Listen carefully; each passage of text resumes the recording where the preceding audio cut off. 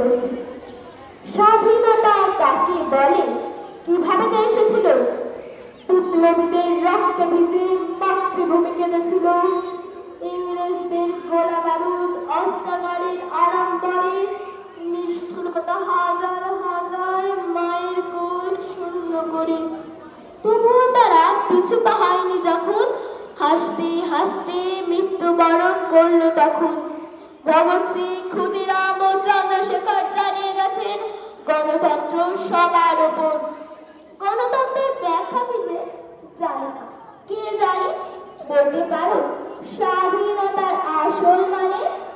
স্বাধীনতা মানে মুক্ত আকাশ, মুক্ত বিহঙ্গ, কিন্তু কোথায় দারিদ্রতা, শুধুই স্বপ্ন ভঙ্গ। স্বাধীনতা মানে অশাসিত নদী, সীমাহীন সমুদ্র, রাস্তায় ফেরি করে